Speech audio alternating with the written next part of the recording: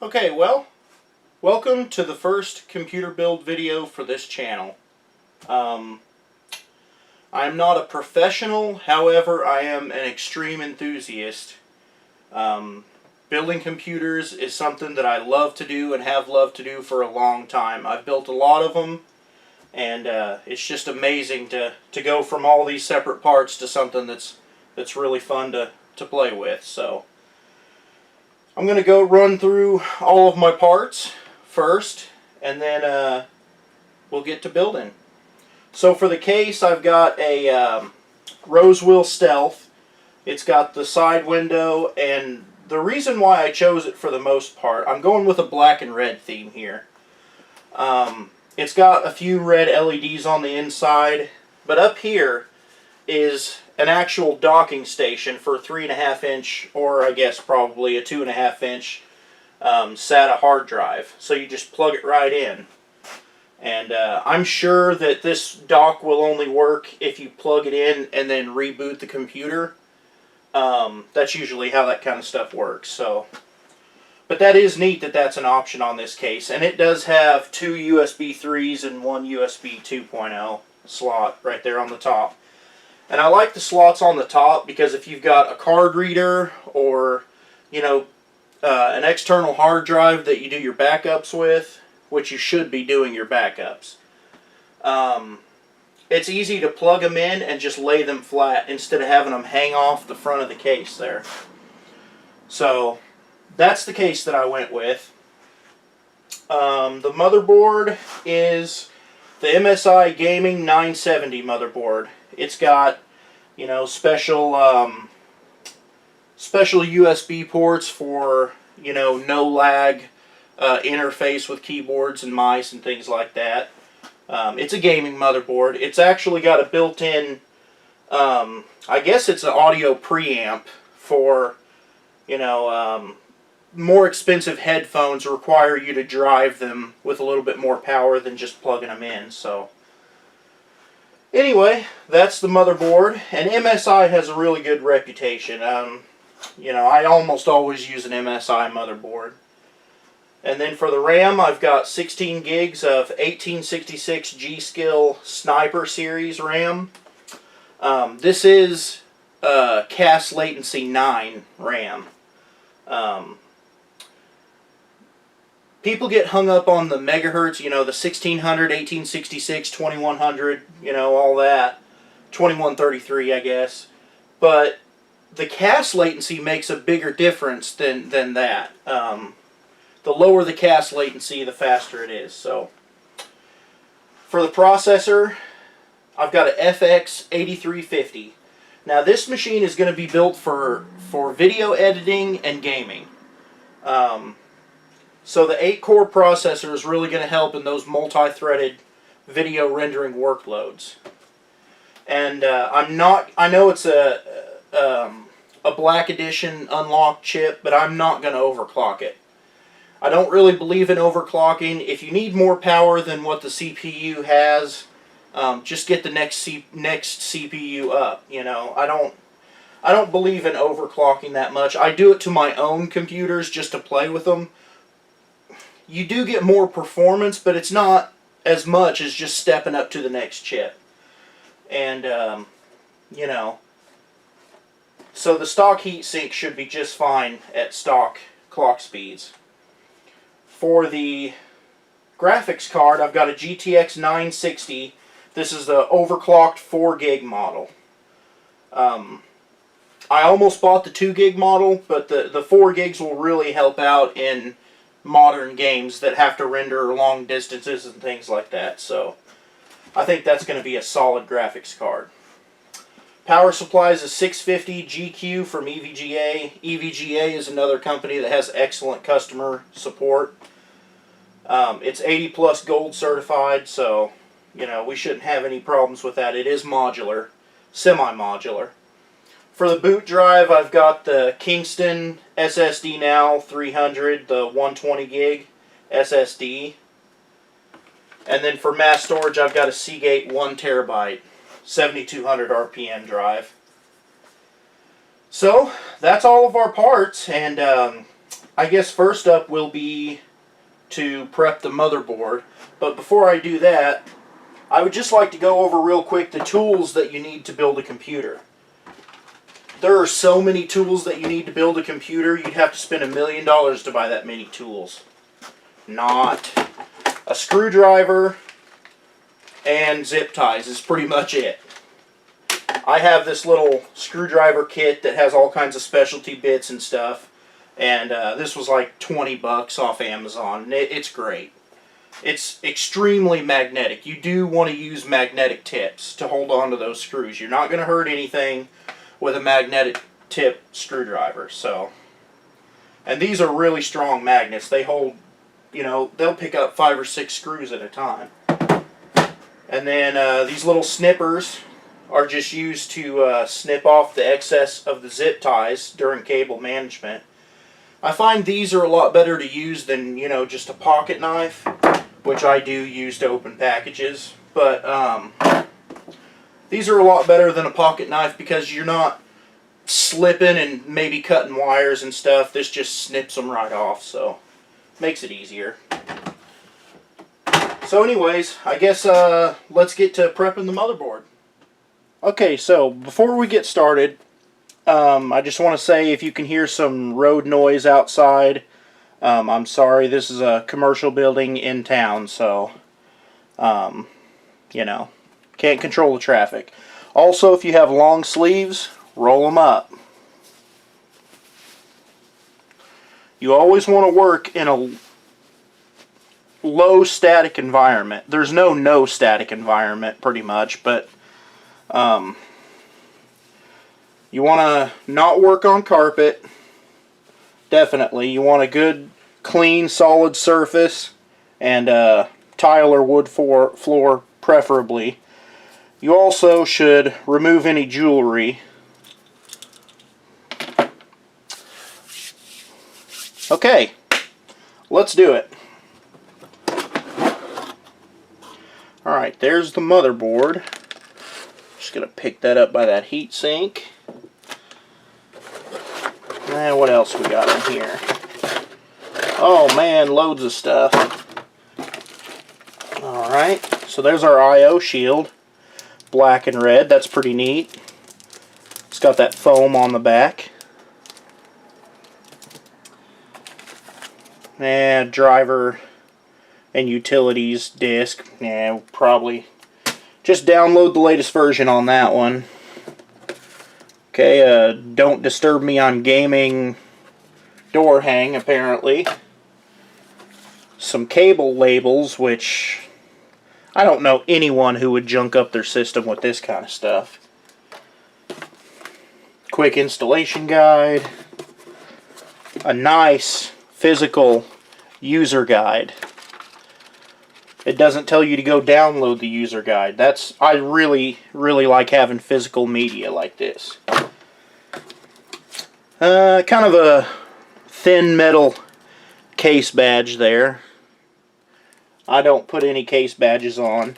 I am going to be selling this computer locally and on eBay, whichever sells first.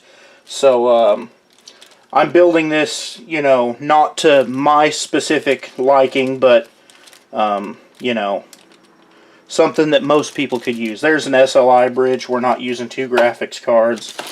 And we've got 2 SATA cables. One of them has a 90-degree bend. So, there's all that. We can dump all that good stuff back in there. For now, I'll leave the I/O shield out.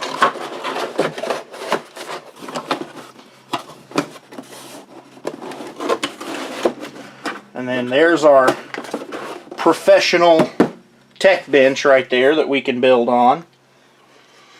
Now what I'm going to do is, it's over here off camera, but the case is over here. I'm going to remove the side panel so that I can reach over and ground myself off to the case every once in a while.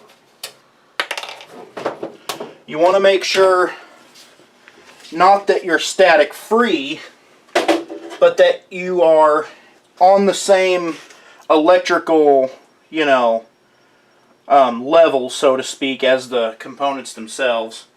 So just reaching up and touching bare metal. No shockies, so we're good to go. So, piece of tape right here.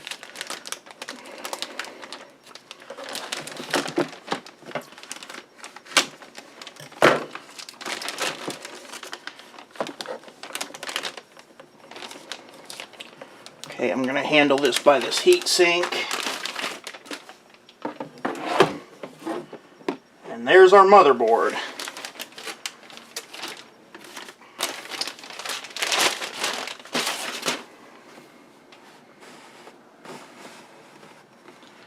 I'll kind of turn that where it's kind of square to you guys there. Alright, first up, we'll put the CPU in. So we'll just cut this little sticker right here.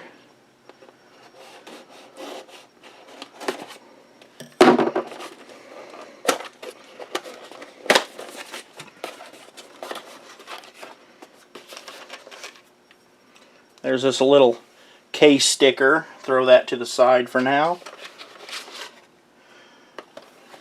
Okay.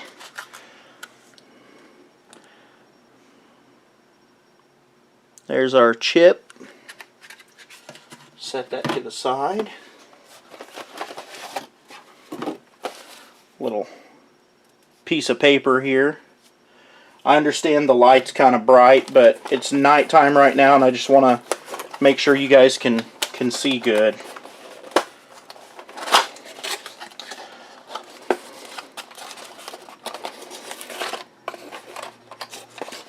And then there's our stock CPU cooler.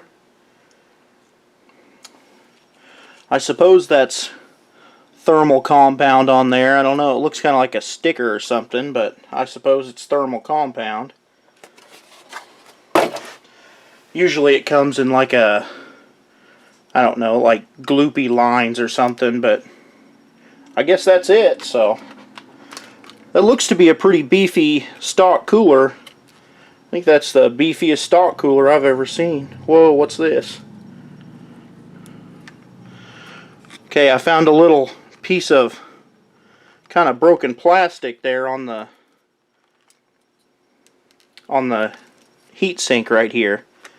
So I'm going to look this over and make sure. Oh, that's what has happened. Yep, see, the package is damaged right there. So we're not going to mess with that just yet. We'll set that to the side. It doesn't seem to be any damage to the actual cooler or anything, so I think we can proceed. So what we need to do is we need to open up this socket, just push it down and to the side, and it'll just lift up. Now, unlike Intel, the pins are actually on the CPU. The socket is just holes. And when you bring it back, it opens the holes up, and when you push it down, it kind of squeezes the holes together to lock onto the pins. So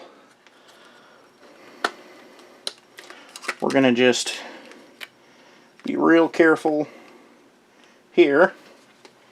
Okay. So there's our CPU. Never touch the heat spreader on top or the pins at all. Okay, so I'm going to look for the little arrow, which is right here. So we should be going just like that. Okay, give it a little wiggle. We're in there. We're going to have a little resistance, not too much. And that's in there. Okay, now, before any contaminants get onto there, any dust or anything, I'm going to go ahead and take the protective plastic off of this heat sink.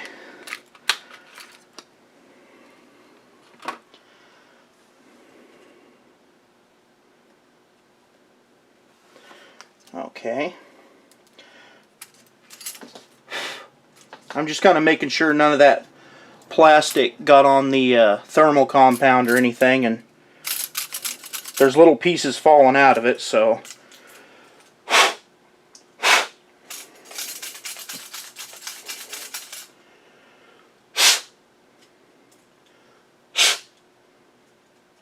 alright, I think we're clean now.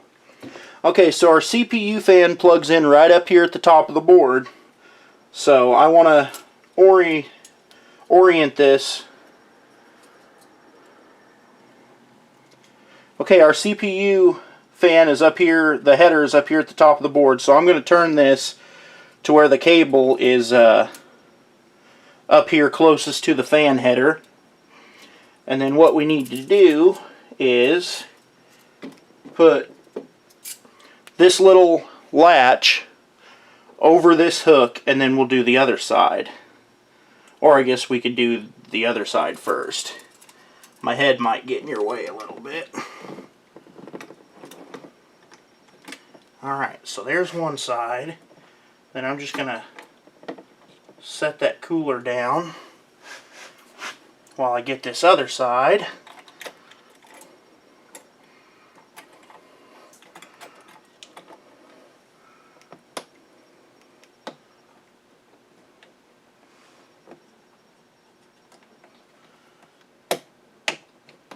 There we are. Give it a little wiggle, make sure it's sitting about where it needs to sit. And we just rock this lever over to the locked position. Just like that. And we're in there.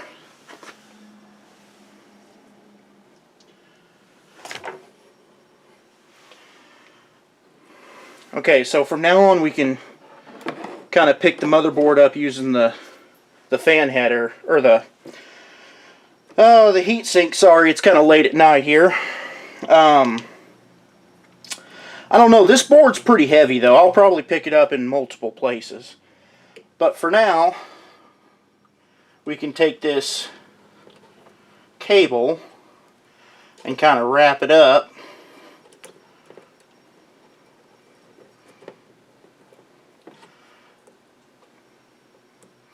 Something similar to that.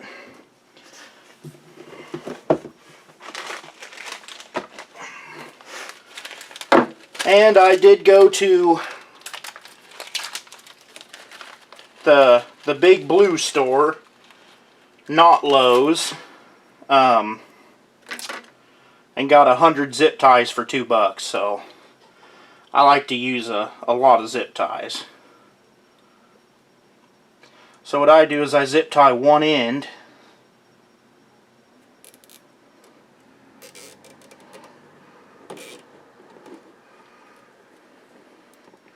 somewhat tight, but not, you know, Superman tight.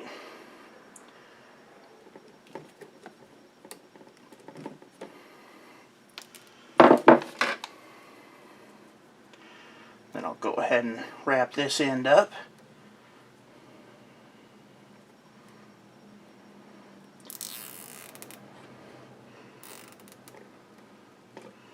Just like that.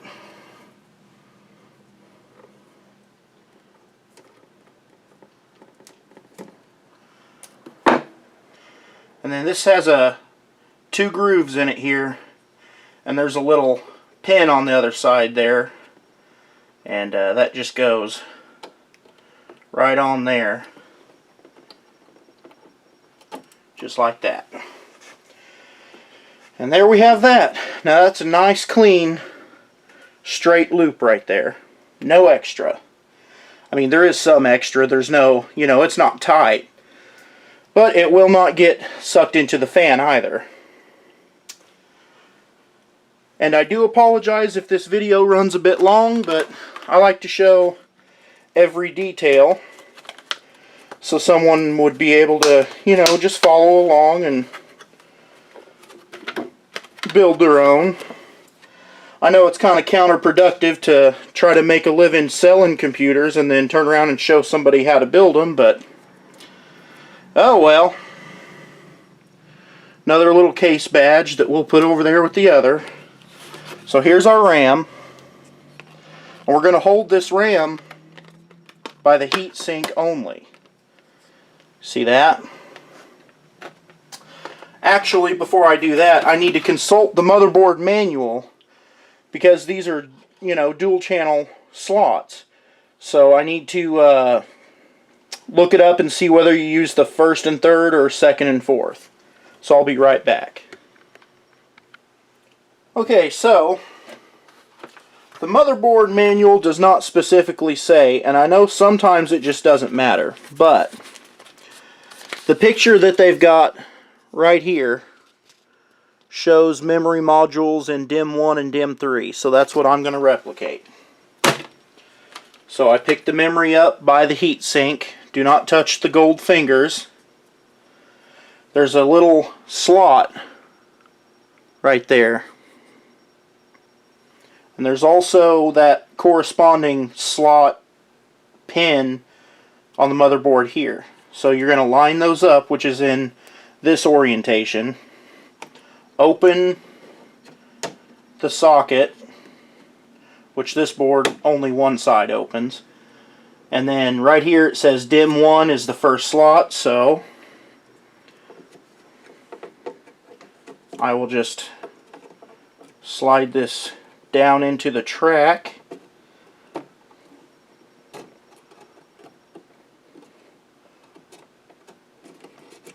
Now you shouldn't have to force anything, so if it's not going, you need to redo what you're doing. There we are. So I'm going to push down one side. Okay, that side seems like it already clicked in. Push down that side. There we are.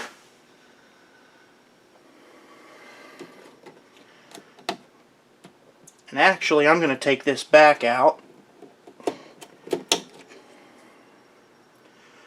Okay. This is just a stiff motherboard, apparently.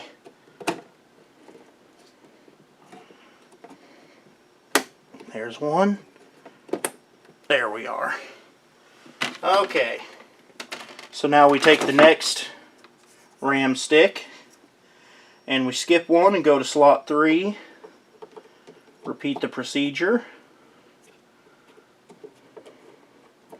Yeah, this motherboard is a little stiff on getting the memory in here. Push one side, the other side. And then I'll flip these other two closed. So there's our 16 gigs of RAM installed. And that pretty much takes care of the motherboard. We could do a kind of a test boot outside, but I don't have a monitor or anything here with me. So I'm going to go ahead and finish the entire build right here, right now, and then transport the computer home and do a separate video. So, let's get the case ready. Alright, so now I'm going to get the case ready here. So this case has two fan controllers on the top. I'm going to make sure those are either all the way low or all the way off. The first thing I want to do is, I'm only using 2 of these drives here. To me, all of these drive bays need to come out to allow for better airflow from the front fans. This case has 2 front fans, 1 top fan, 1 exhaust fan in the back. What I'm going to do is, these in front are red LED. I'm going to take these 2 front fans and mount them on top and put this top fan up here in front, right up here, to blow over the graphics card. The reason why I'm going to do that is just for looks. I think the red LEDs will shine down into the case because it does have the case window. So anyway, let's turn this thing around. Here's our bag of screws and goodies. There are metal wire ties all over this thing. I do not use these metal wire ties in the computer at all. Get rid of those things. On the very tips of them, I doubt you'll be able to see, but just on the very tips there can be metal sticking out, and you know, you get that grounding against the back of the motherboard or something and you can mess some stuff up. But so I'm going to go around and get rid of all these wire ties.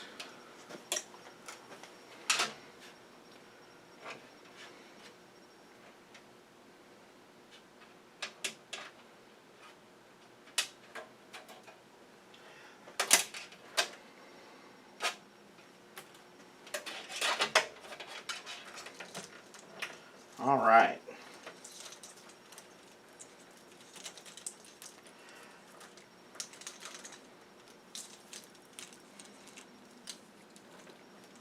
So there's our front umbilicals there. We're going to just set them to the side. And like I said, I'm going to take these two front fans out. So I imagine, okay, and there they are. Well, that's going to be easy. And this is a filter. You can clean that out, so that's really easy to get to. I really like that. I do not use any sort of electrical screwdriver or anything, but that's just because a good one with a slip clutch built into it is like $120 to $150. So, you know, I get by with a number 2 Phillips, you know, just fine and dandy. I enjoy building computers, so I don't necessarily want to get it over with as soon as I possibly can. I like to enjoy building computers because I don't get to do it real often, but hopefully now that I'm trying to do it kind of for a living, maybe I can build more of them. And you really don't have to go corner to corner like this. It's just a habit. I just do. See how strong that magnet is? I can pick up both of these screws here, no problem. Very strong magnet. There's that fan. Let's see. Alright, so there's our first LED fan. We'll put stuff out there. I will most likely speed all this stuff up. So let's screw something in far.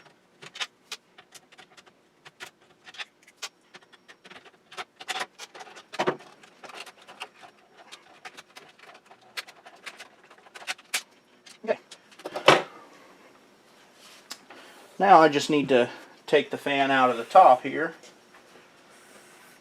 And I will make the front fan and both top fans intake fans to bring air in. And there will be one exhaust fan. Now that'll create positive air pressure inside. And what I'll do is I'll run these two top fans on these fan controllers and just keep them on very low. And that way we'll have one fan pushing in from the front, one fan pushing out from the back, and then these two fans will just be on very low, and that'll be enough to increase the pressure to be positive inside this case. If you have negative pressure inside the case, it creates a vacuum which pulls dust in my experience. If you create positive pressure, there's an expanding pressure which kind of doesn't really blow dust out, but it doesn't suck in from all kinds of cracks and crevices of the case either. So that's the way I like to do it anyway. I'm going to lay this down. Okay, looks like the screws are from the top here. Let's see, how does this... Oh, that pushes down and clicks real nice. That's a foam filter right there. That's pretty nice. Looks like there's probably support for a radiator up here if you wanted to water cool. And if I was going to overclock the FX-8350, I would definitely want to water cool because it's a chip that runs hot anyway. Magnetic screwdriver so you don't have to bend over and pick up screws. Maybe I'm just lazy.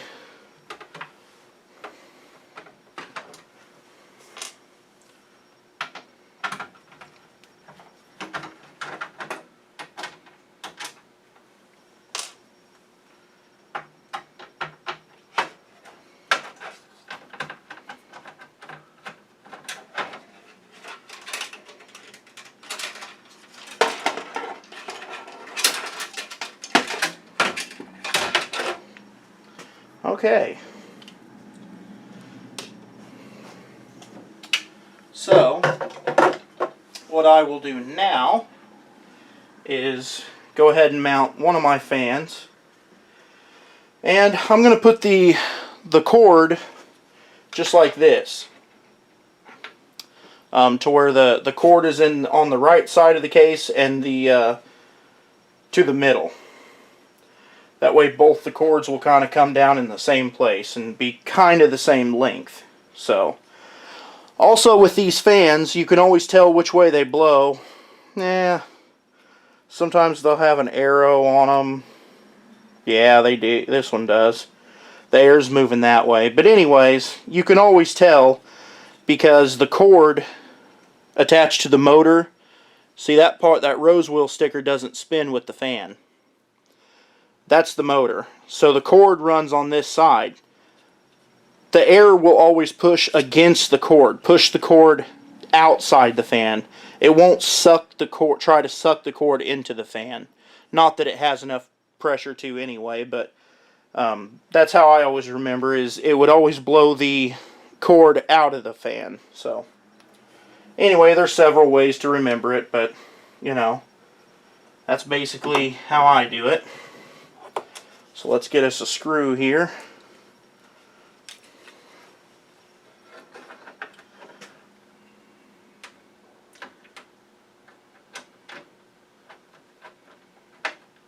Now sometimes these fan screws can be just a little bit tricky to start straight, but because they actually cut threads into the plastic. So they're quite,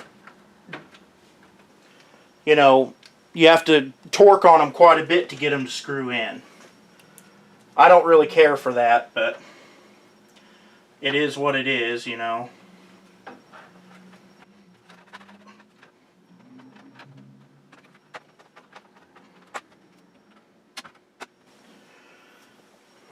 Now I always put all the screws in the components that require screws. You know, you could put just the 2 screws in the top of this and that would never go anywhere, but I've got plenty of screws, so I don't see any point in not putting them in. And plus, more than likely, because I live in an area where people don't have a lot of money, so most likely I will be shipping this computer to whomever buys it. So I want to make sure everything is real sturdy.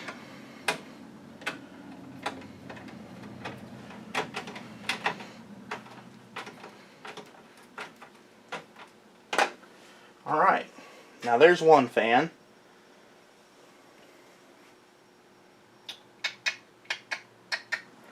I guess you could put the fans up on top if you wanted to. I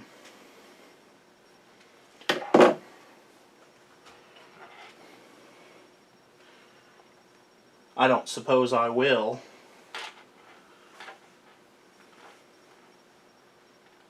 I think it'll be fine just like that.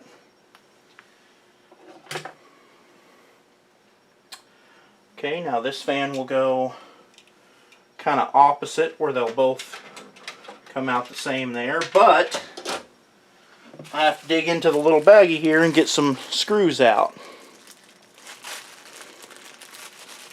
Some fan screws. We got some more zip ties. Okay, here's what we're looking for, some fan screws. Big old fat self-cutting threads on those. So that's what we're looking for. And then looks like we got a motherboard speaker, which I've never put one on. I mean, it just beeps and tells you there's something wrong, but since I've got it, I'll go ahead and install it on this one. And then what do we have here? Looks like they gave us a motherboard standoff little socket tool, so we can use our Phillips head on that. I actually have 5mm driver, but I might use this just to use it. And then we have motherboard screws and screws that hold our hard drives in and all that sort of thing. They have kind of a rounded flat head. Alright, so they only gave us 4 case fans in this build, but I suppose that's enough, thankfully. Now, if I build a computer for someone who asked me to build one, and I build for their specific needs, and they're paying for the parts, and I'm building, I will always send all of this extra stuff, all the extra screws, everything that's left over to that customer because they paid for it. In this case, I'm building the computer out of my own pocket, and I'm going to sell it as a new computer. Therefore, those people are not paying for the stuff, so I will keep all the extra stuff in this case. I'll send all the manuals and warranty things and all that so they can, have their warranties and manuals and things, but as far as the screws and hardware and stuff goes, it's mine, so. And really, someone who's paying someone else to build them a computer really doesn't need computer screws anyway, so. Or at least that's how I see it.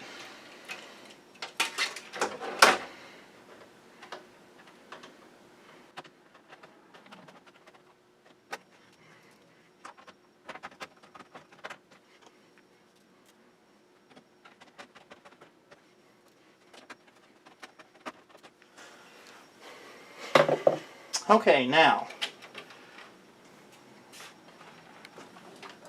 let's see if it'll sit like that. Take these wire ties off of here. I do all my own cable management, thank you. In fact, it's one of my favorite parts of the build, making it look just as tidy as you can. And like I said before, I really enjoy doing this, so anything I can do to prolong the enjoyment, I'm going to do.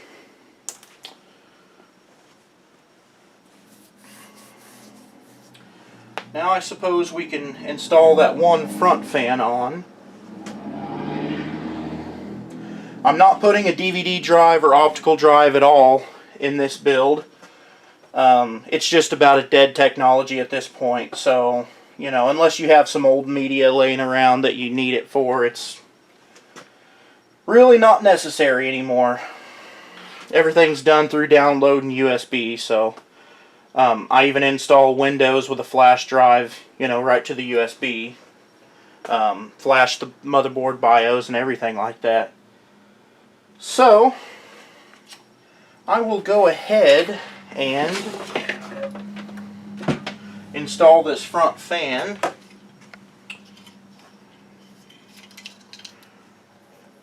Let's see, they had the wire fished up through here just like that. Okay, makes sense.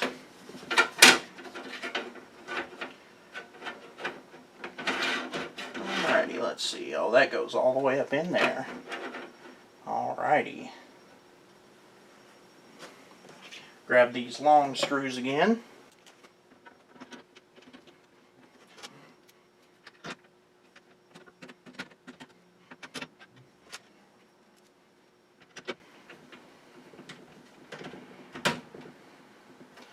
And if the person wants the front grill here to light up red, like it does in the picture, then they can always swap these fans back or install some LEDs in there.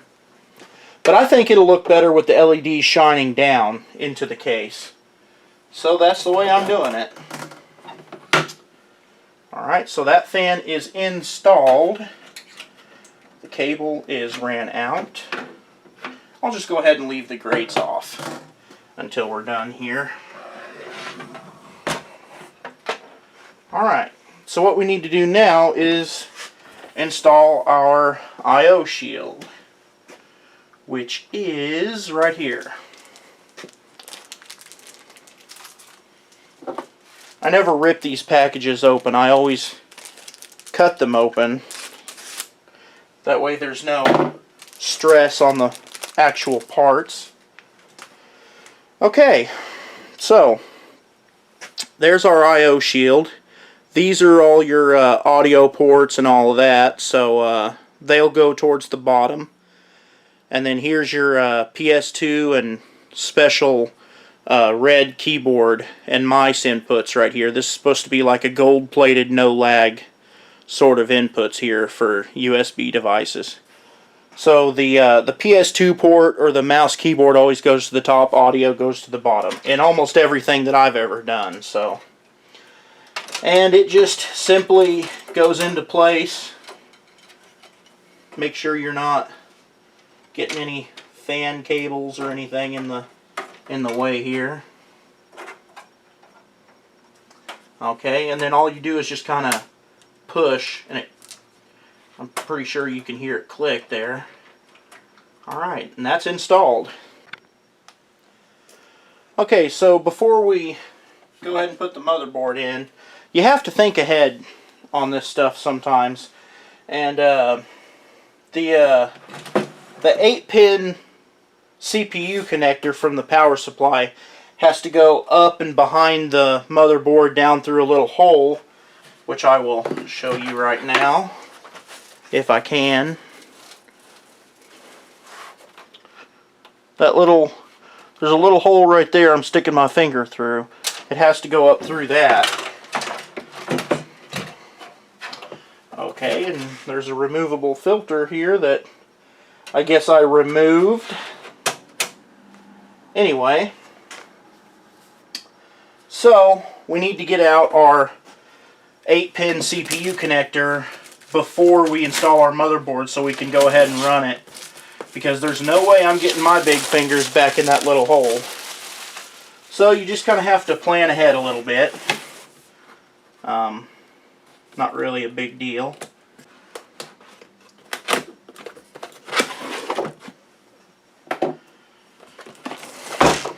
Okay, so here's our manual, 80 plus gold certified. Some packing material. Okay, now here's some of our modular cables. These are serial ATA or SATA power connectors. Set those to the side. And we've got, here's our CPU connectors right here. It looks to me like we've got too many. Let's see here. Okay, so they include a Molex adapter, which we're not going to use. Alright, and then, oh, that's really nice. We've got two separate ones here. So this is really going to keep our cables clean.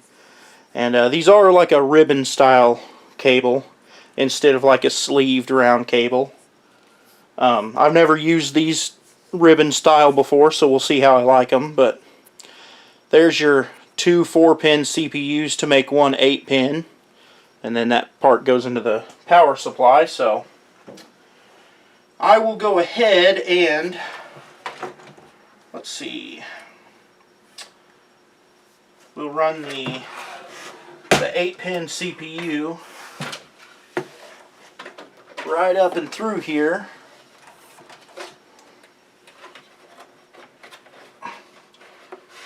And then just let it kind of hang there. And then we could put the motherboard in right on top of it. And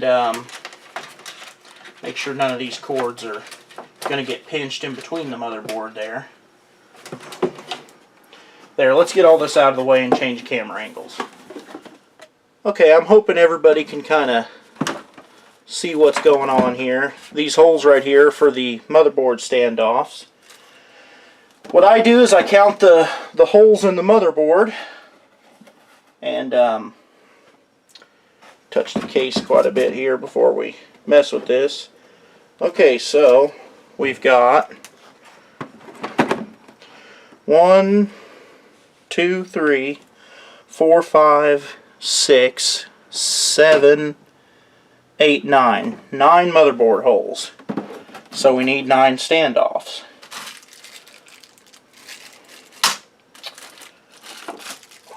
Man, I don't think they gave us 9. 2. Well, let's see. Okay. 3, 4, 5. Yeah, they did. Okay. Now we need to determine which holes we need to use. Okay, so this is the top of the motherboard. So we're going to use this one. And I know you're not able to see some of the things I'm doing, so I'll probably either cut out parts or fast forward through parts you can't really see. Well, let's just see if this little doodad will stay magnetized, because it's a pretty strong magnet. Yeah, it does. Somewhat. Good enough.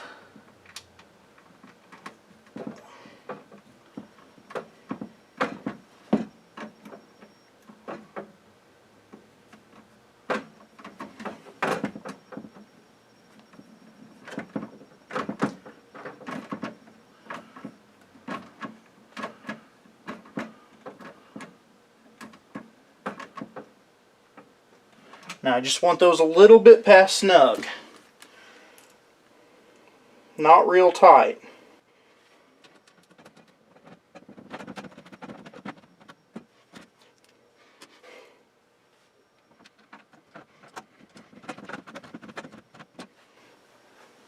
But now hopefully you can see maybe this where this CPU connector has to come through, which that board will kind of push it up underneath the fans, you know. So got to think ahead on that one. So there's our 3 top. The middle is 2 side by side. Let's see how far down. Just use our screwdriver to kind of measure here. Okay, so it's those holes.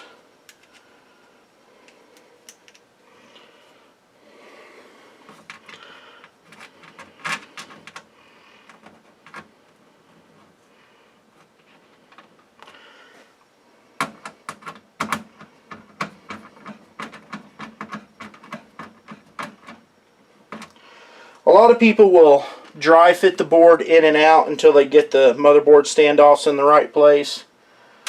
I just don't like to do that.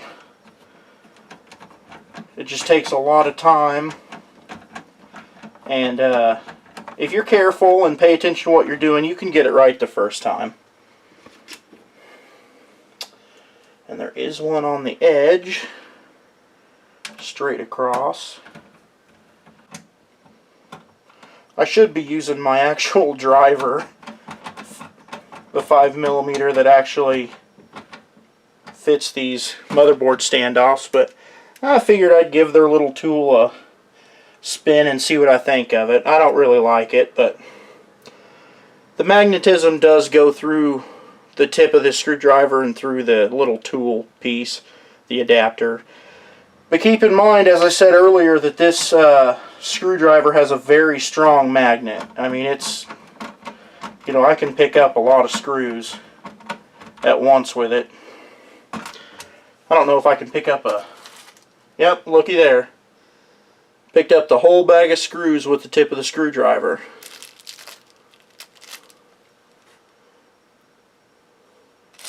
Whoop!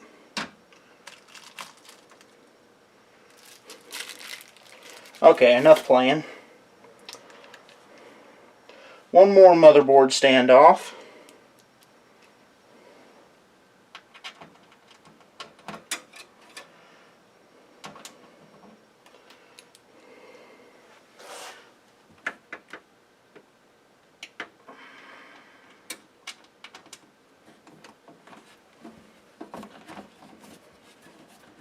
Sometimes they are a little stiff going in. You just have to give a little bit of force to them, but not not an overly aggressive amount. Okay, so let's get some motherboard screws ready here, where I can just reach over and pick some out.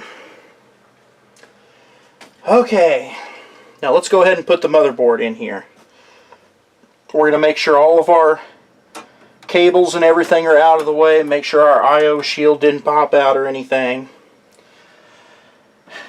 And this is actually going to stay here, but we're going to straighten this cable out the way it kind of would lay flat like this.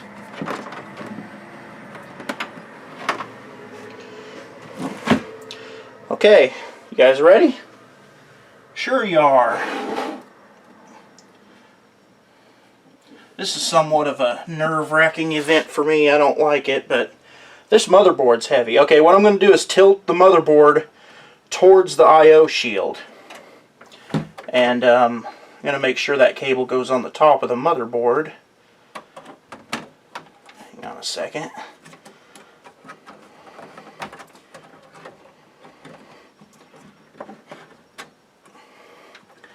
Okay, so just tilt this kind of into the I/O shield there and set it down. Make sure I can see all my standoffs through the board there. And I can. So we'll go ahead and look and make sure there's no protrusions in the I/O shield, and it looks fine. So we'll go ahead and start putting our screws in.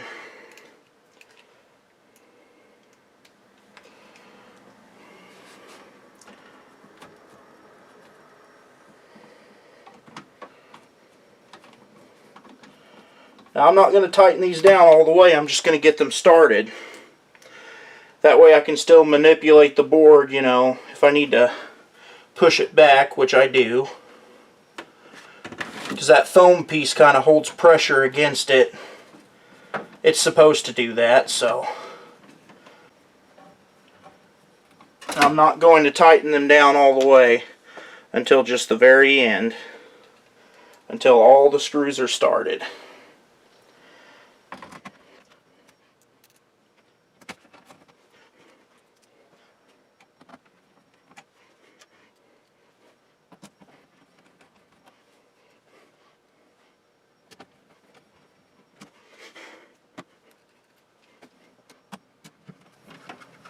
Now I can go ahead and kind of tighten them down here.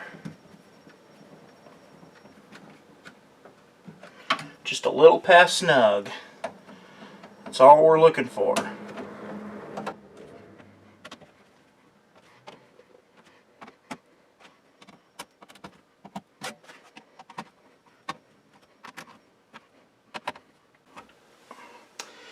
Okay, now I see a potential problem.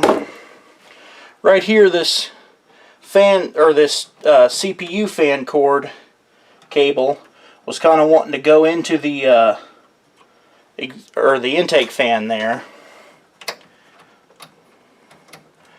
It is physically impossible for it to reach though, so that's perfectly okay. Okay, so now we're going to take our 8-pin CPU connector here. It's got clips on it there, so it's only going to go in one way, which is with the clips facing this way.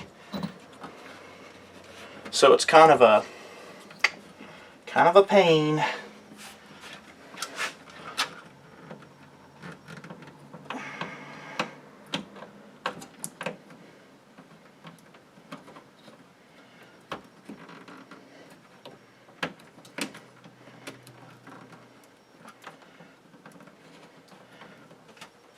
Alright, well, there's half of it.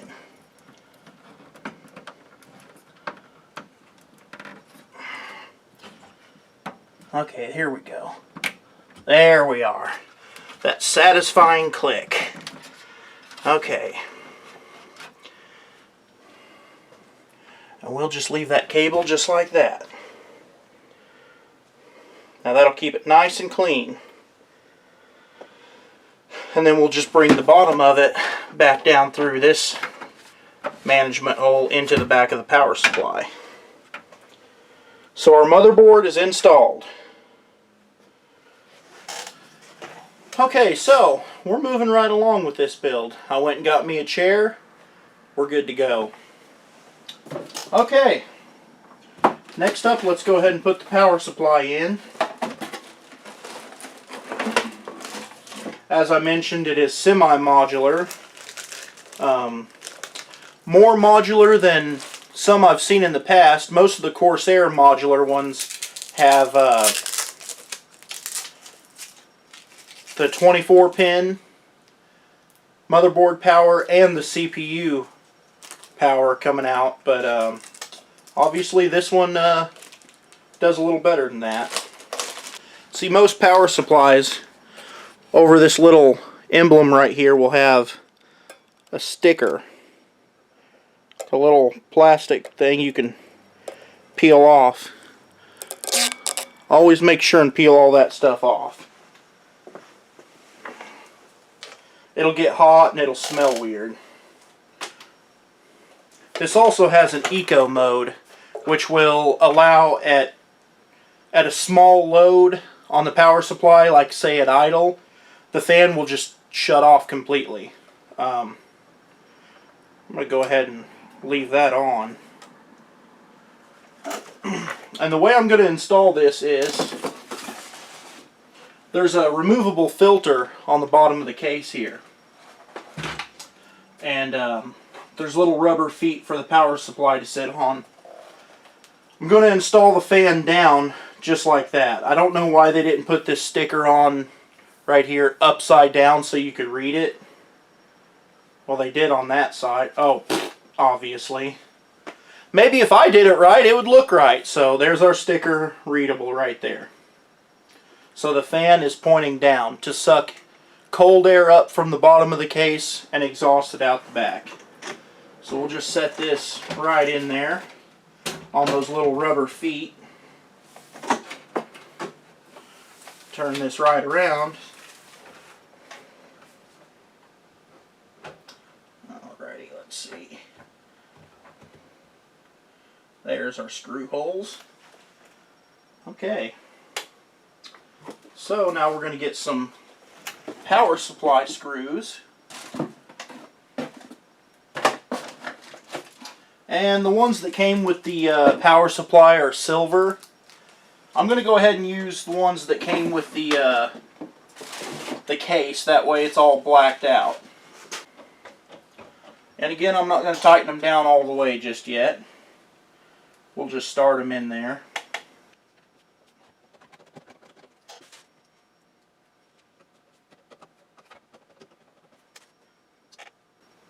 And it looks like we could actually put, you know, a screw here, and a screw there. I'm not going to do all that. It just takes 4. 1 in each corner. Now go ahead and tighten it all down. Just a little fast enough. Doesn't have to be real tight. Let it not shake out during shipping.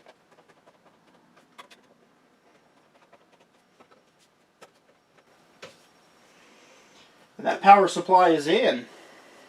Then our removable filter is easily accessible right here in the back with this little pull tab. Alright, we are coming along here. And it is getting late, so I do need to kind of speed this process up a little bit. I will probably do a future video series, which will probably be multiple parts, 5 or 6 parts, and go really in depth on each and every step and why things are chosen and all that. I did want to mention that people will get on me about not using Intel. The thing about it is, this 8-core processor runs at 4 gigahertz at, you know, stock clock speeds. 4.2 gigahertz turbo speed. Now, there are Intel i5 series chips that that beat out the 8350 in some applications. and they're just a quad core. Now you can debate all day long whether this is really an 8-core or a quad core, you know, whatever. It shows up as 8 separate cores in the, you know, computer monitoring software and all that kind of stuff, and all 8 cores can receive a multi-threaded load, so I say it's 8 cores. But the i5 chip that's comparable to this chip is like $310. This is $180. So the price to performance that you get with this chip is, in my opinion, well worth and a lot more than what you get with the Intel chips. I mean, you know, the cheapest Intel i7 that's an actual 8-core, I think, is like $1,010. So, you know, I say this is a pretty good bang for the buck. But let's go ahead and get through this. We're going to feed our 24-pin motherboard connector out this wire management hole here.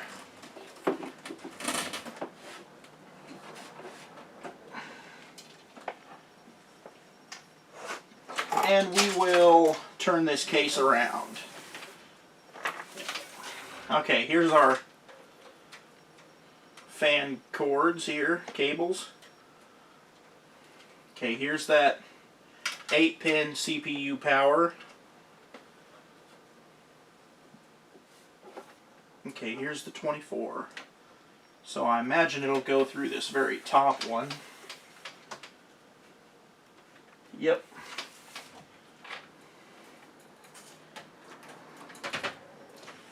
Let's turn this right back around. Make sure these little pins are kind of hooked on there. And let's see, it'll go just like this. And these are sometimes pretty difficult to push on. You feel like you're going to break it or something, but it has to go in there until it clicks, so. I'm going to have to get in the way a little bit here so I can plug this booger in.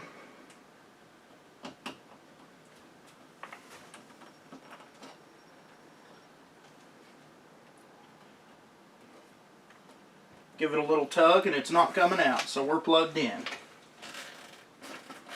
Now I don't want to stress this socket too much here, so we'll kind of leave a little bit of space for it to curve around there. And then this fan will plug into the motherboard. I'll let the motherboard control this fan speed, or I can set the fan speed in the BIOS. So, system fan 1 sounds good to me. So we'll plug that right in there.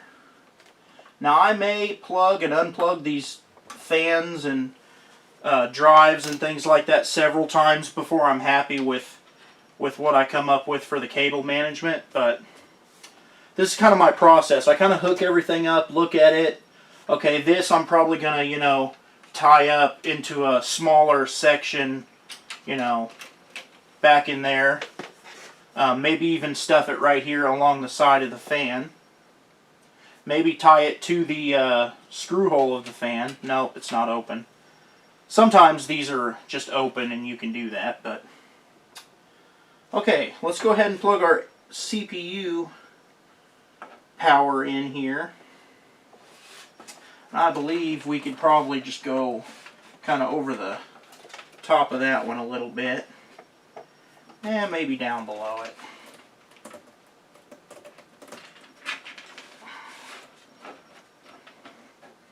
Maybe we'll do something kind of like that. Okay, and this is going to plug into CPU 1. I mean, I don't guess it matters whether it's 1 or 2, but I'm just going to put it in 1 here. Well, that's kind of tight. Kind of tight. But there we go. Okay. That's not too bad. And we'll have to finagle this around a little bit to get it looking just the way we want it, but we still have more cables to hook up. We say we go ahead and install a drive or two here.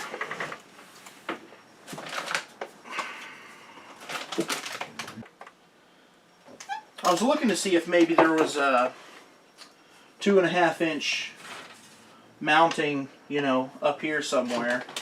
Sometimes it's behind the motherboard. No, this case doesn't have it.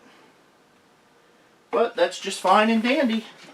I'd really rather put the SSDs and everything in these type of enclosures here anyway. And we'll go ahead and put the SSD in this one.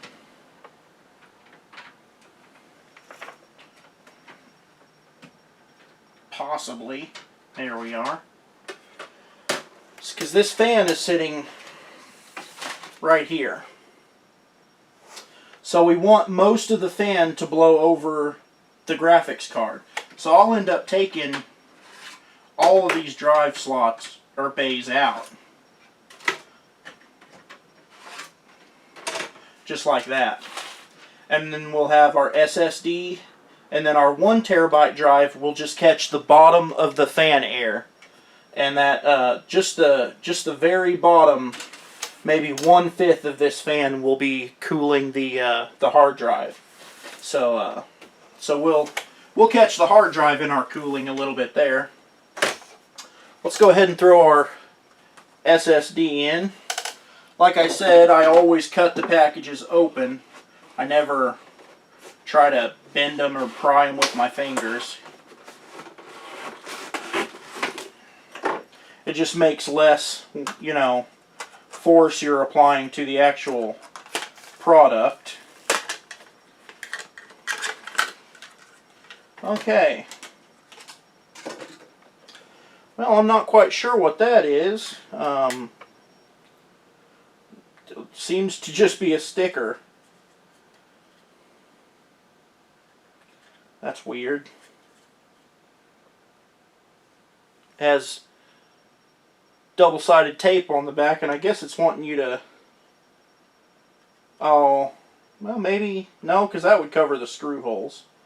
I guess you would just stick it to the top like that just to make it look better. Which I'll probably do since it came with it, but... Now these drives have 4 little screw holes on the backs. And it'll just fit the holes in this drive right here. And we want the connectors pointing to the back side of the computer. So we'll flip this over, line our screw holes up here, just like that. You probably can't see, but that's how it goes anyway. So we'll go ahead and take these screws that we used for the motherboard again. Let's see, let's get one started.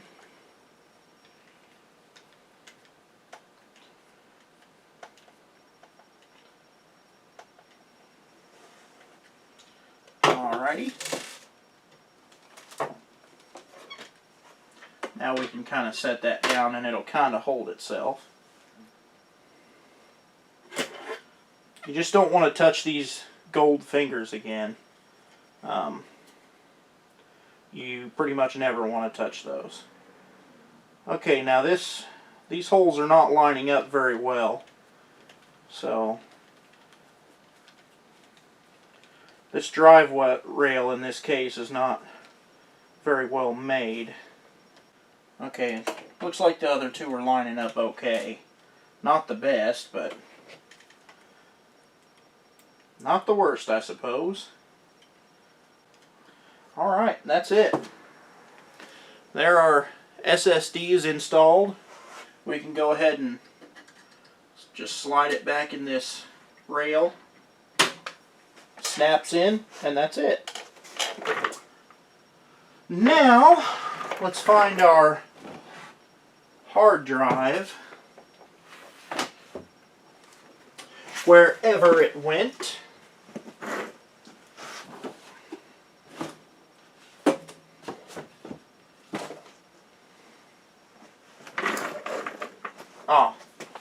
I had already grabbed it. Okay. So we're going to go ahead and open this hard drive out of the anti-static bag.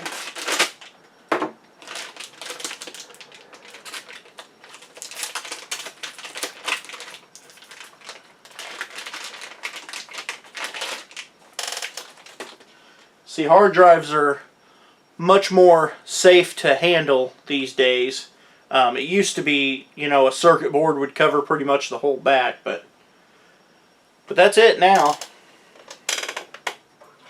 Okay, now we've got these rubber grommets here with these little pins sticking out.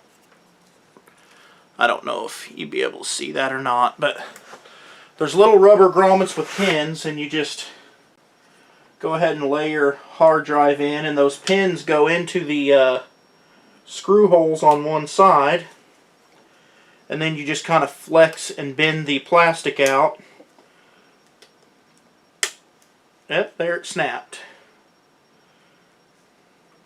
And that's it. Now, since I'm going to ship this, I'm probably going to... there really isn't a way to put any screws in it. So, that's installed right there. And then it'll just go right in there. And that's it. Now, all the rest of these things could just come right out. And I would recommend to whoever buys this computer that I would just leave these out completely.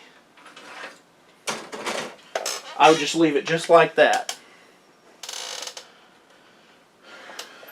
Well, that hard drive comes about halfway up that fan.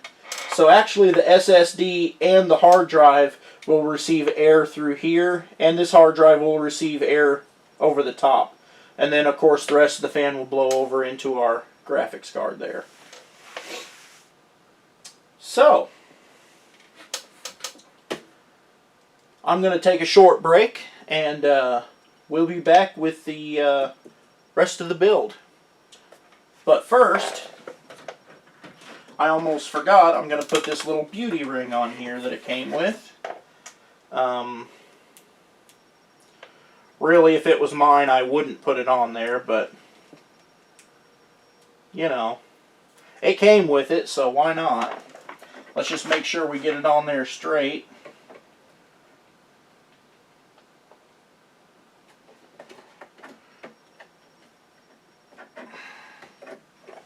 And there we go. There's that little beauty ring.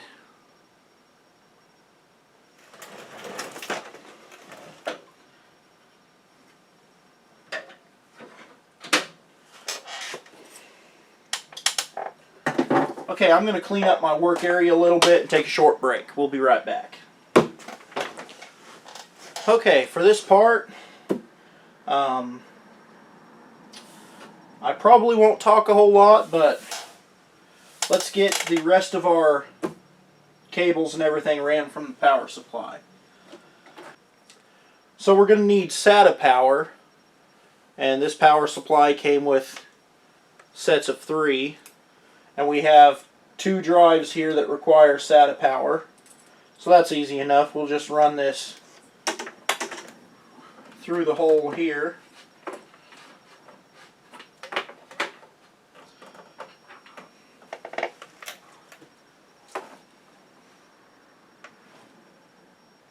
And then we'll just plug it into SATA 1.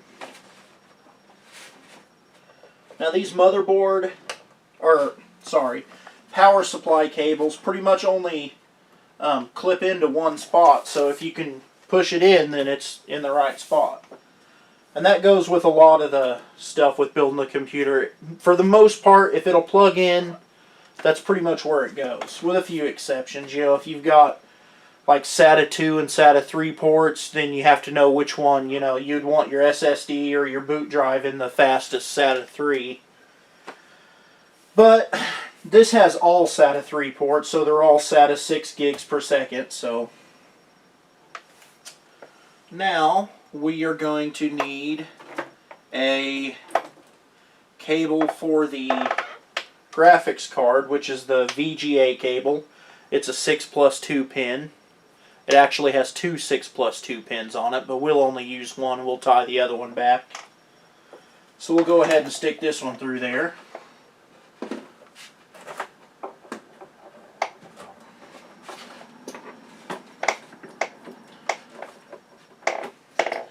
And we will plug it into VGA 1 right here.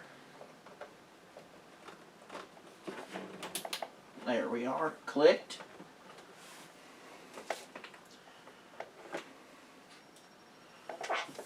Okay, so we've got our graphics card covered, we've got our two drives covered.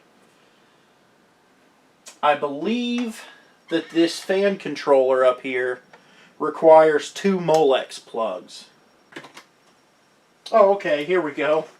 I was freaking out. I couldn't find this because I thought this power supply came with a Molex plug, which it does. It has three Molex plugs right here for the power supply. So we'll go ahead and let's make sure. Ooh, there's a mess. Woohoo! Okay, we've got, yep, Molex. Okay, let's see. What does this Molex go to?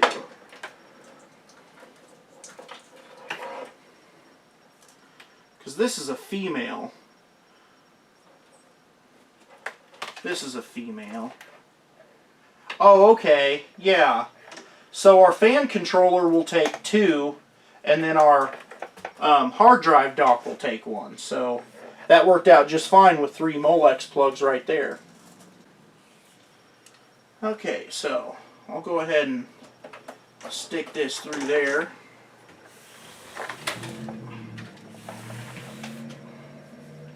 Okay, so that's a peripheral.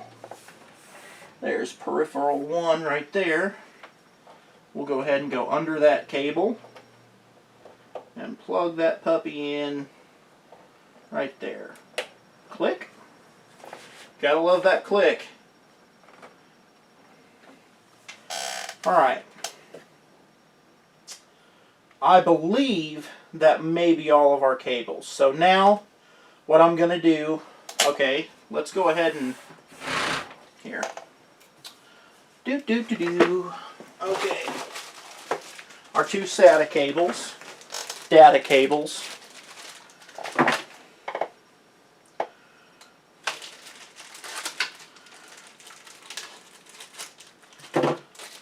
Okay, the 90-degree one. Oh, let's see, we really needed two 90 degrees.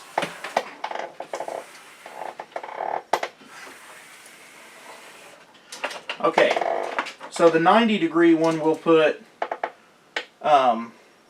in our main Heart 3.5-inch storage drive here because it sticks out the furthest. If we tried to plug a straight one into this one, it would probably prevent the side from closing. So we'll go ahead and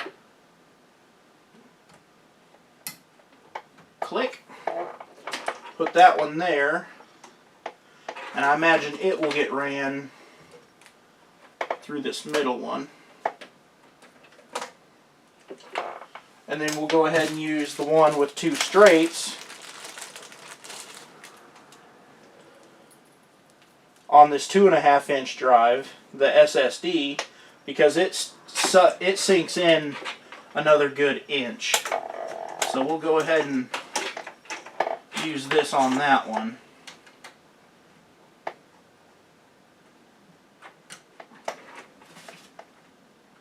Okay.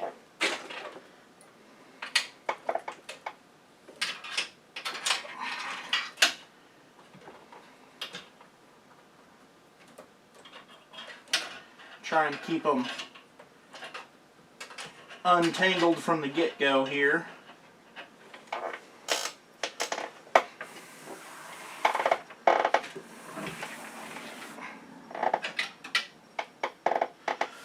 Okay, now we can read the motherboard most of the time, because it really doesn't matter which one we plug them into, but I just like to use SATA 0 and 1 or 1 and 2. So I'm going to look that up real quick.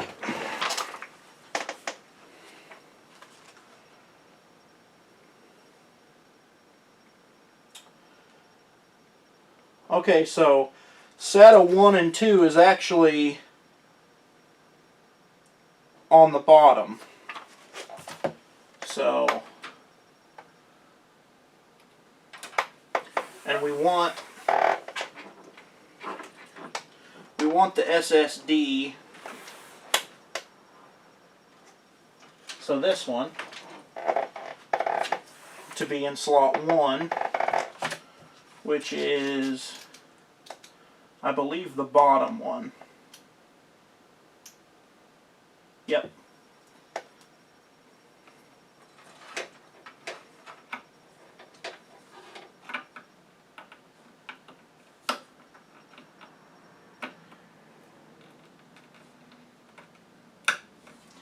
Okay, there's that one.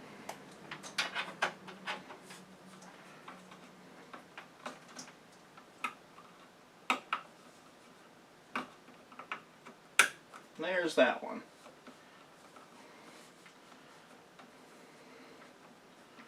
Alrighty. Okay.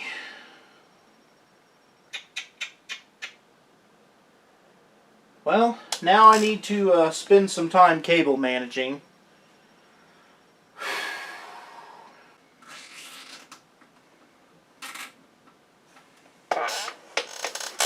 Okay, here they are.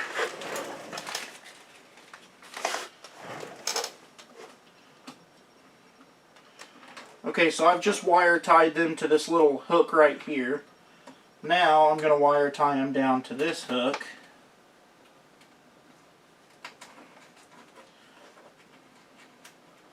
That's more of a loop than a hook, but you get the picture.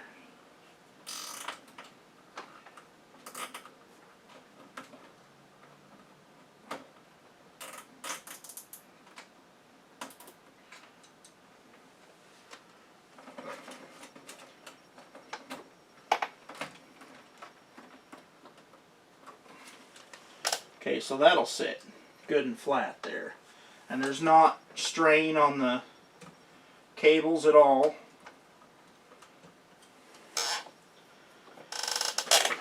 Okay.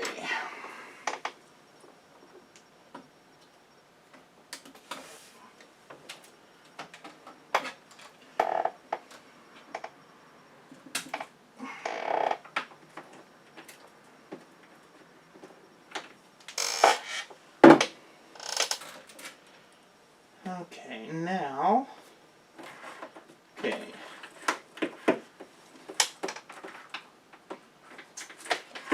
I need for these to go somewhere else for a moment here.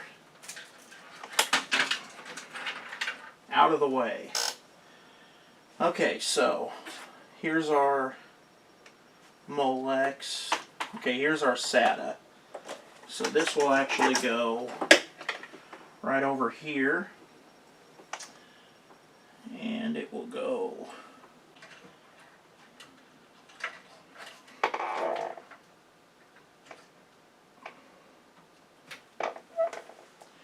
well, we'll see if that side panel will go on like that. Hopefully it will.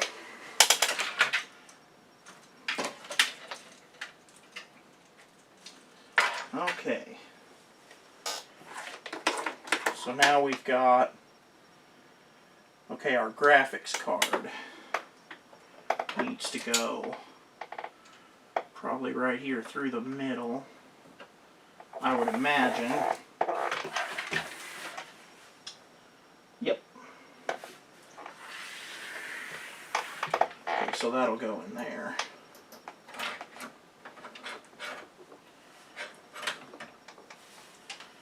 And that can lay just down in there.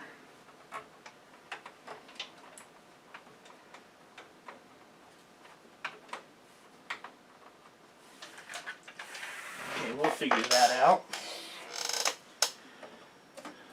Really don't like how this cable, this 8-pin, is going over this 24-pin, but it really doesn't matter.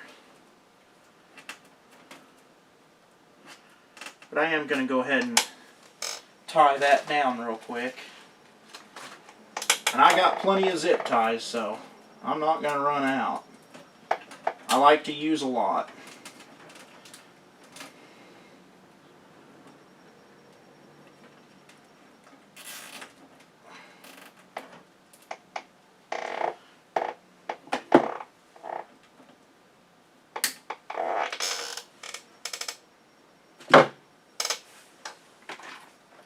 Okay, that's our Molex.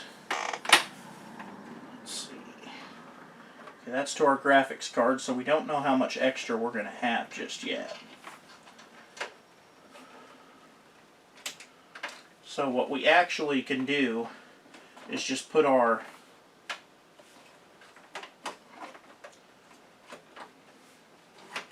power cable just in kind of like that, down in that groove. And that'll be, because there's really not a lot of slack on that one. So that'll be just fine for that. Okay, so my camera died on me just there.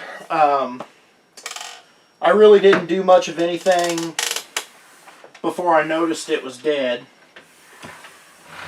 I tied up these fan cables. I'm not sure if it caught that or not.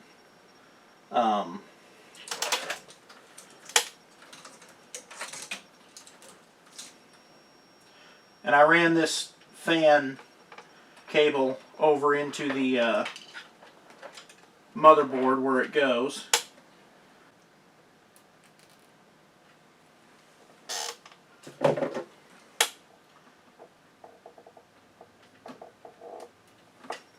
And again, I get kind of crazy with the zip ties. I like everything to look tidy and be held securely. This is basically a computer tech's nightmare. If they ever have a problem with this computer a few years down the line and need servicing or something, that computer tech is going to be none too happy with me. But that's then and this is now, and I want it to be secure and neat and tidy. Okay, so we can go ahead and hook up our USB 3.0 and our HD audio, which all that should go right in there, most likely.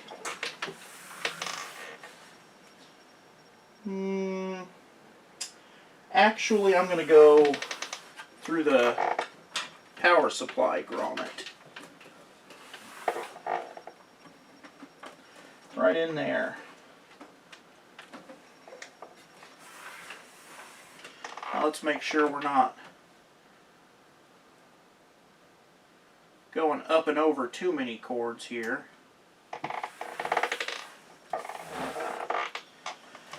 Okay, so our USB 3.0 is right there. It has a slotted key. It only goes in one way.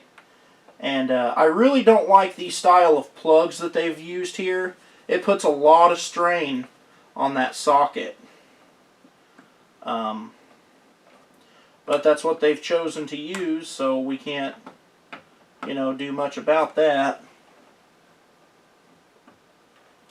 And it just pushes straight on. There we go. So I'm going to leave a little bit of a loop there to keep the strain off of that. And then our HD audio.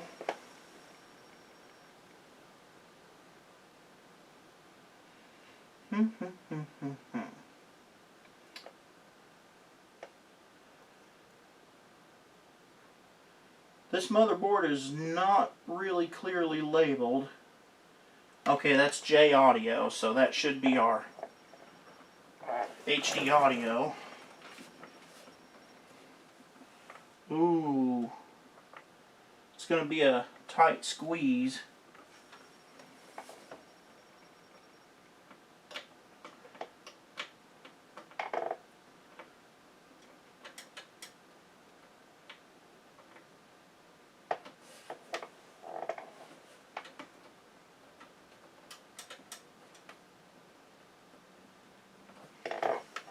that just barely reached there.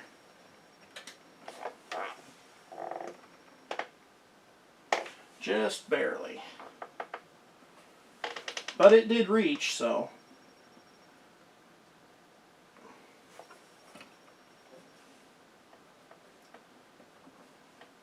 Okay.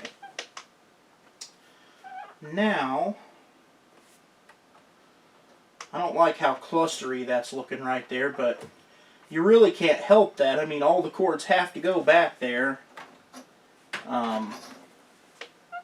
I suppose it can't be helped. I'm going to go ahead and tie up this fan cord here. Figure out how I'm going to do it here.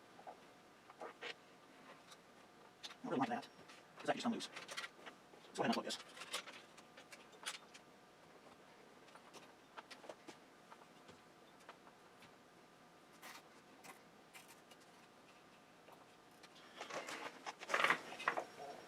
We just want to make sure that this cable cannot get caught up in any of the fans.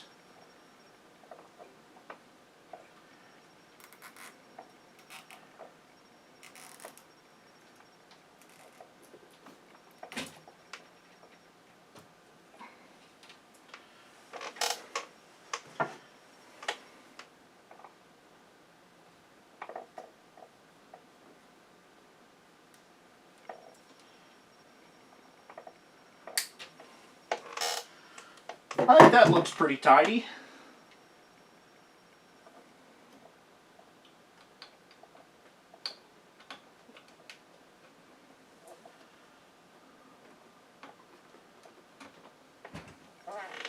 And there. That will not get into any of the fans. I could push it kind of back in behind there a little bit, but actually that does kind of hit that fan a little bit. Okay, I think I'm going to zip tie it, not tightly, but very loosely around this 8-pin wire. If I can. Okay, that still has a little bit of slack, so it's not actually pulling on that 8-pin wire, but it cannot go into a fan now. But there's still plenty of slack as to not pull on a socket or anything, so I'm going to go ahead and push that back around to the back side so you can't see that cut part. There. Okay, well, we're getting there.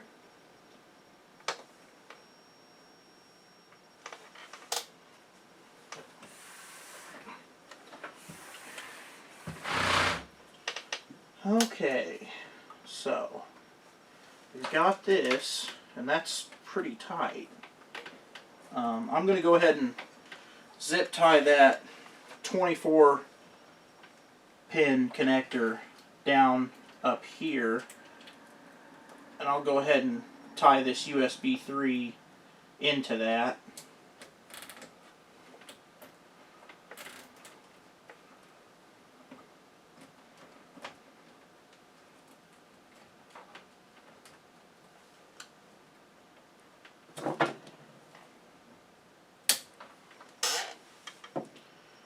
Okay.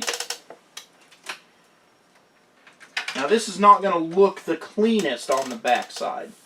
No matter what you do, it kind of is what it is on the back side, but you can clean it up a fair amount. You can at least try. Okay, basically we have our power switch, reset switch, power LED, and hard drive LED. Those will go down here by the power supply because they go to the bottom of the board.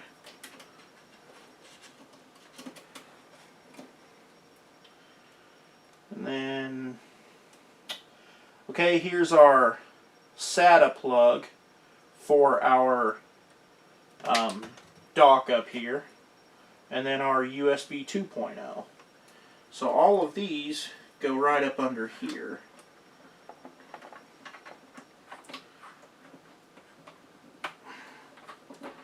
In there. And that's kind of what we'll end up with. I'll tie those kind of to the side as to not be bulging out too much with that 24-pin connector.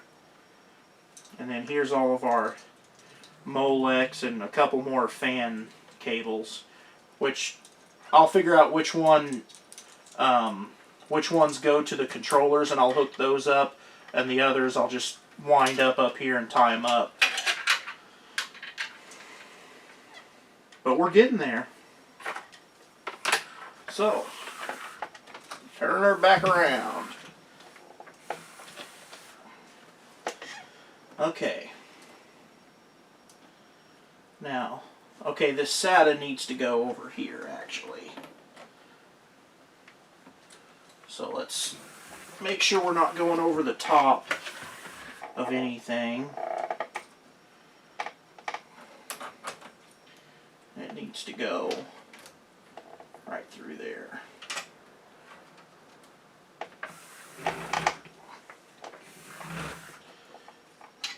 Whoa, that's a long cable. Okay.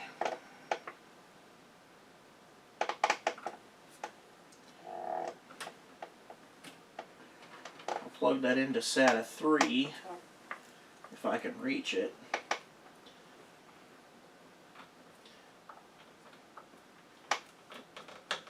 There we are.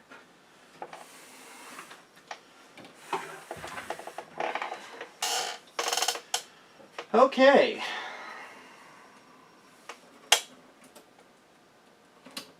No, that's that one. This one is the one we just hooked up. So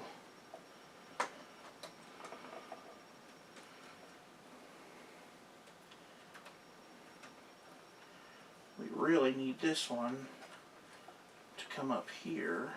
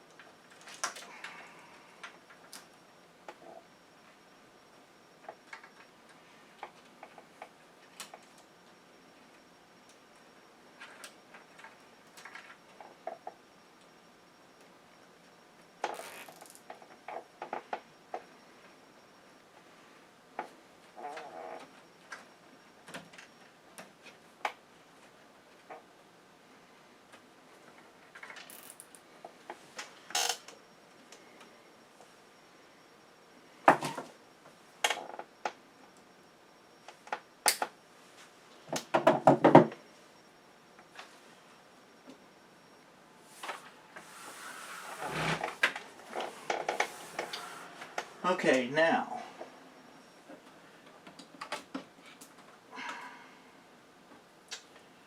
okay, these go over here, and then USB 2.0, it doesn't matter which one, so we'll just hook it up over here, like that. And we'll leave a little loop so there's not too much stress on it.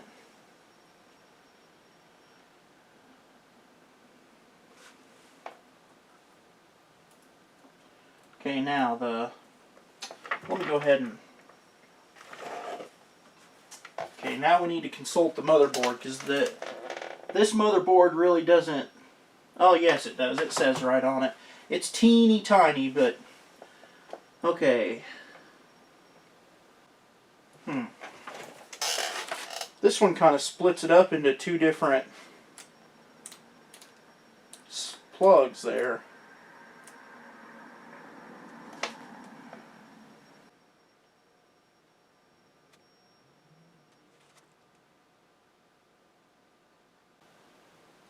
Okay. Power switch is the top right 2 pins with the negative on the right. Okay, so power switch. Oh wait, that's not power switch, because switches don't have negative and positive. It doesn't matter on a switch. Okay, so the power LED is the top leftmost with the positive on the left. Okay, so power LED with the positive on the left. Hard drive LED is positive on the left on the bottom too. And then reset and power switch should go right next to them. Okay, reset switch, power switch. Okay, power switch on top. So reset switch on bottom. Plug the bottom one in first. And then we'll go ahead and plug our top one in here.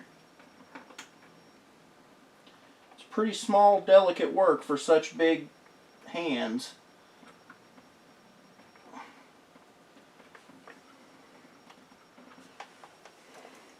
There's that. So now all our switches and lights should be hooked up. We got our audio, USB 3, USB 2, SATA. Okay. We should be cooking with gas now. Let's see how much time I got left. About 24 minutes. I'm going to go ahead and hook this speaker up.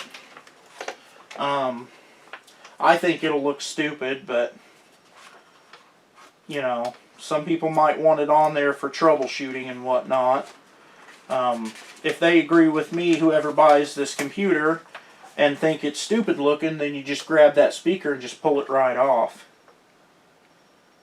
Okay, so the speaker is on this side over here on JFP2.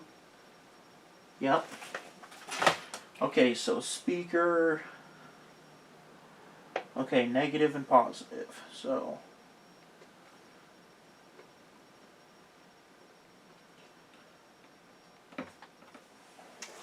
yeah, there's that speaker. Looks goofy, but maybe we'll put it behind something.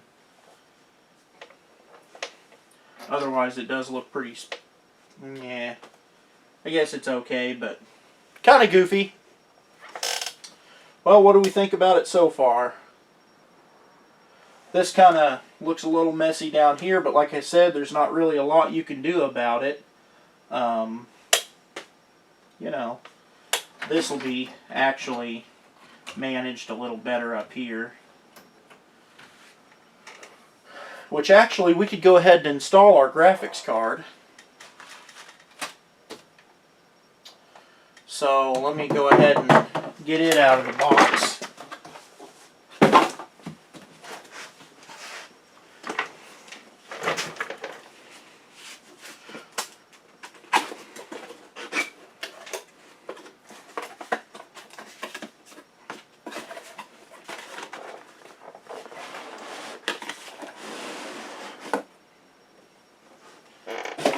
Okay.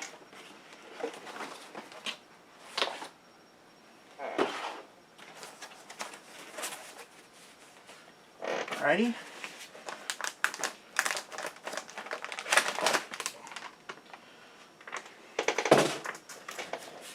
So here's our graphics card. Let's go ahead and take it out of the anti-static bag.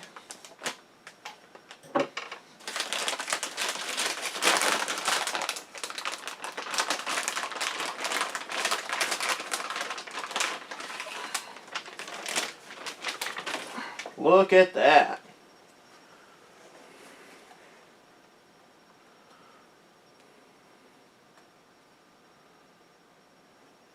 And it even has a metal back plate to it so it won't sag. We're going to leave the SLI cover on there. We're going to take, of course, this plastic stickery stuff off of here.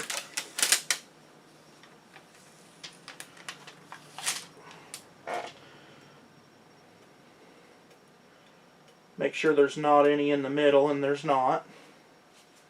Make sure there's not any on the top, and there's not. Okay, so there's all of our ports plugged up here. Now we have to remove this before installing.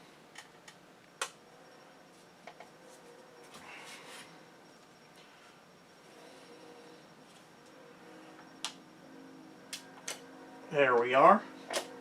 Okay, so yep, so second and third, which is what it usually is.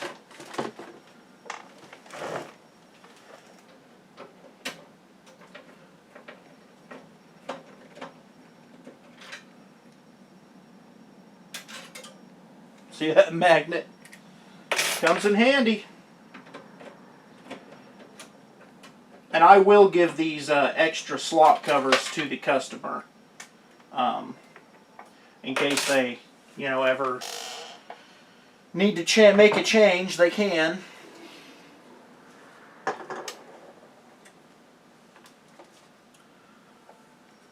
Now, normally you'd lay the case down, but I'm going to try and install it just like this so you guys can maybe see.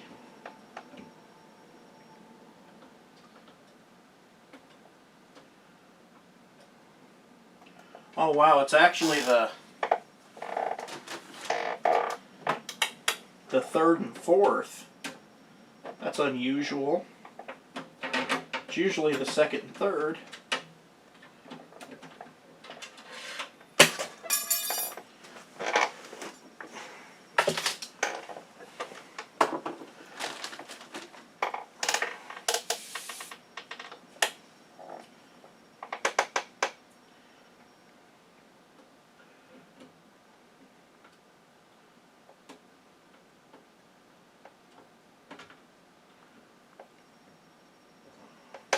Seems like we might have to take all these protectors out.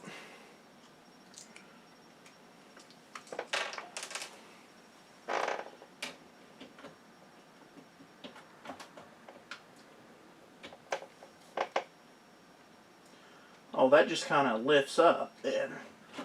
Okay, so I am going to just lay this down real quick.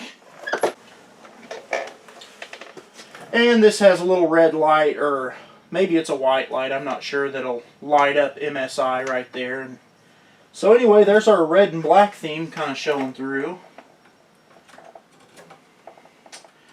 And we're going to take this. This does take a 8-pin, so we do have to make sure those two pins are kind of connected there.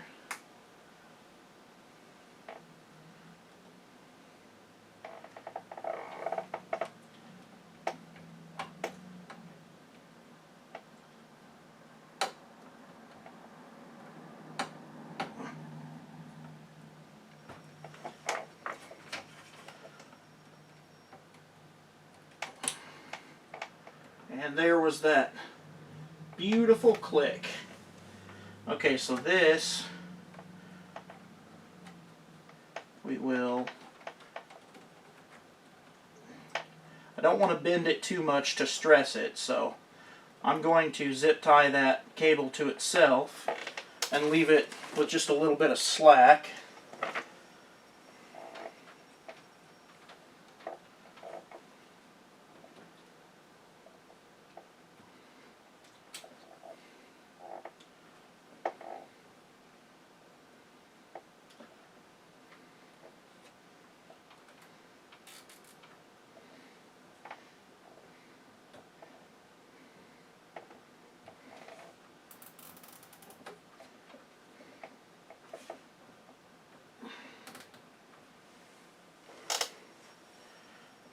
There, that looks pretty clean.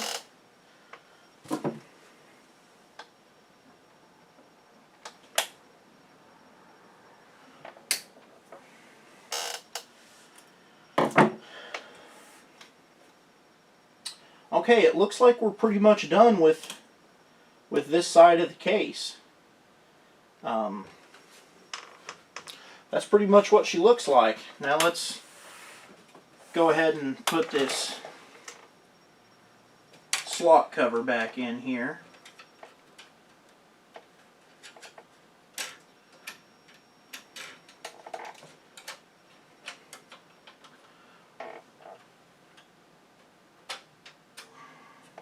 Since I was a big dummy.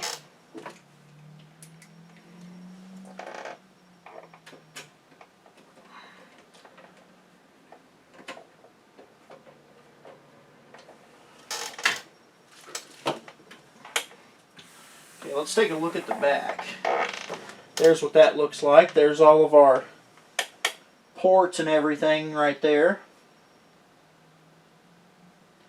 Looks like it sits just a little bit high in that slot, but it should be okay. There's our I/O shield, and all our ports are coming through like they should. She looks pretty good so far. Okay, now we gotta hook up this other stuff. Basically all we have left to hook up are these, I believe, Molex. Here's that darn 8-pin. I might just try to, oh, I don't know.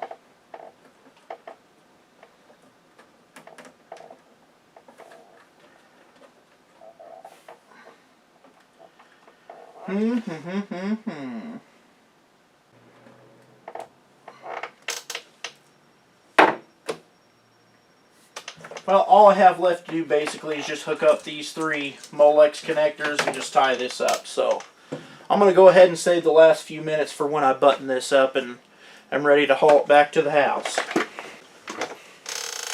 Okay, so I've got it mainly cable managed the way it's going to be. It's all tied down. I know it looks crazy, but this backside is just, it just looks that way. I mean, there's not much you can do. I left this undone so that if the fan controller doesn't control these, then I can just swap those out. What I'm actually going to do right now, I don't have a monitor or anything here with me. I have to take this back home to do tests and stuff on. But I can go ahead and plug it in and make sure all the fans spin and all that kind of stuff. So I'm just going to go ahead and plug this in. Make sure, hopefully we don't see any smoke. I'll turn this around so you guys can see. I'll actually turn the power supply on. Okay, hopefully you guys can see all that. Cross your fingers. Fans are on, front fans on, exhaust fans on, LEDs and fans on the top are on, graphics card fan is on.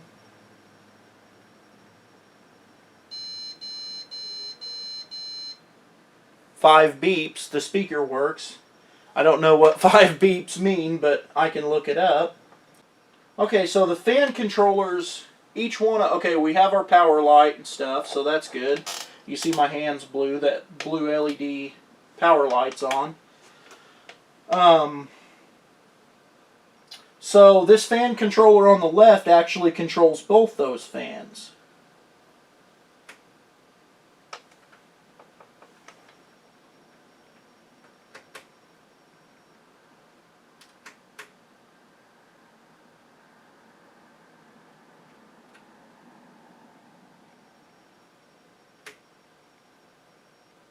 Okay, so that's probably low.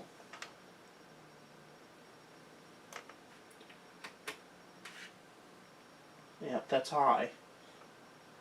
Even on high, this thing is super quiet.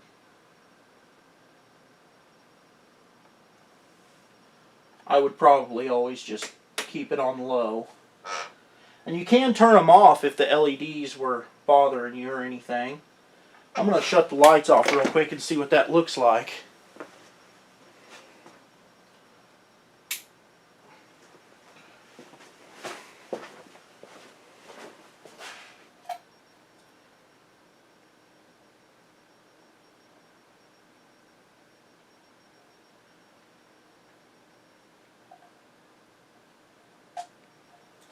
Well, it seems like just enough red to kind of give a cool glow, but not so much to where it's overpowering and annoying to your eyes. So, okay, well, I'm going to shut her right back off here.